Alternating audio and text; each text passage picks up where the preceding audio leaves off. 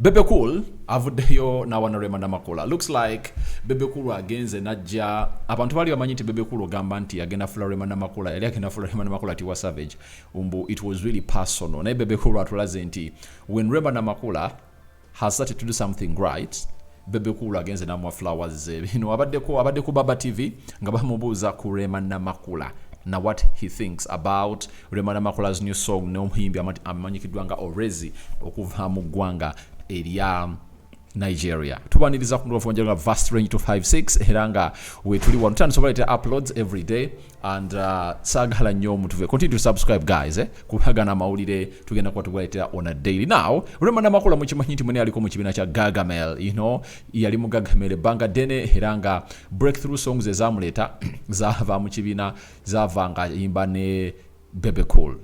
Rema Namakula ine nyimba 2 ne Bebe Cool olumba luyita Season Siko lwamuleta ku map namala nakolo limba libayita Oli Wange. That was really a mega hit. Aten hakolo limba olulala oluyitibwa Missing You with Bebe Cool. Kati awo mu Gagamel yate limba libayita Atuse. I think awo weyavihira mu kibiina ekitibwa Gagamel n'agenda n'amanyigingibwa omusajja amanyikiddwa nga Kayemba kati National Unity Platform Member of Parliament okuva mu kibuga okuva mu district ye Masaka Buganda region. So Rema Namakula yasoka nakola oluyimba ne Chike kati akoze oluyimba ne Orezi era Bebe Cool avuddeyo n'agamba nti Rema Namakula bw'aba alabye ettaala.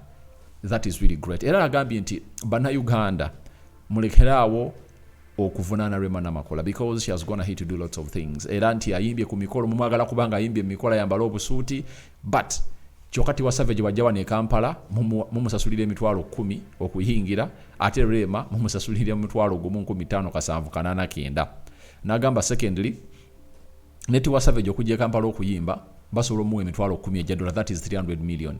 Rema Namakula wa ne Kampala bampangisa wakati wa milioni 5 ne milioni 6 oba musanvu ne ba mu milioni 10 e Kampala Rema Namakula kitegeeza nti ekyo kyaliko si kirungi. So Bebe Cool omu ku bantu abasinzo sanyuka Rema Namakula nga akoze ekyo kyakoze era n'agamba nti ekyo kyakutte gwe mugendo. Bebe Cool agenze kwogera ebigambo bino nga Bebe Cool atadde album gye bayita Breaking the Chains. Album eno yagitanga ennaku z'omwezi 3 era nga olumu ku luhimbo olusinza okwagalwa Bannayuganda baluyita Check featuring Joshua Baraka. Joshua Baraka ono akutte Bannayuganda omubabiro these days because ayina oluhimbo olusinga okuba olwakabi mu Uganda, mu East Africa era ne mu Africa mu nnyimba ezisinga okuba ezakabi muli mu nnyimba 10 era wetwogerera kwemu ku playlist esinga obunene mu Africa gye bayita African Hit tuli mu namba 6. So kikulaga nti Joshua Baraka wakabinywera Bebe Cool yamukozeseza bulungi kulimba le bayita Check naye nga ku wrong places Joshua Baraka is doing great era nga nawo nolimba Check lutambulira ku masanyalaze agolimba olumanyikiddwa nga wrong places. So byebyo no bisobodde okubasakira olunaku olwaleero wano ku the Vast Range 256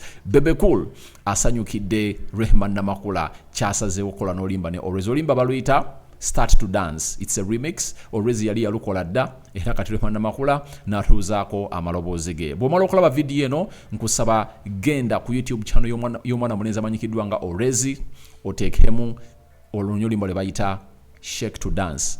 Start to Dance remix olwa Rema Namakula. So byebyo Vast Range 256 bweto webadde olunaku olwaleero katulinde tulabe what you people have for us in the comment section. Continue to subscribe era mweyongere okutulaga omukwano ku mukutu guno naye nga Bebe Cool ne Rema Namakula I think very soon bagenda to iron out their differences. Remember Bebe Cool yavayo n'agamba nti ze tebampita ayita bwe batyo ku mikolo. Rema Namakula yasindika wa boda n'aleeta kadi ye y'embaga ewa Bebe Cool n'agamba nze tebampita bwe batyo ku bukolo yali ayina okusituka ajeretere yeke nyini okitegeera ko bamubuuza Rema Namakula yakuinviting Bebe Cool n'agamba yampita naye mpita gye yampitamu yali tempesa kitiibwa.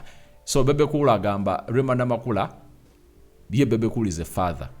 Naye abaana bagenda mu comment section bagamba ezo ntondo nti jemaka Bebe Cool gyatuseemu gya ntondo. So people, if we start talking about Bebe Cool and Rema, we can spend the entire night here. Naye kambaleke mugende mu comment section bannange aba arguing ne keyboard zamwe mu arguing. And I want to njagala mumpe your thoughts about Rema Namakula's song ne Orezi Start to Dance remix ne olimba lwa Check olwa Joshua Baraka ne Bebe Cool. What do you think about that song? Kubanze nange lwankutuwa mugamba nga one of the best songs of the album. Look trending everywhere. Apple Music mweruli. So guys, please let's go ahead and see what your thoughts are.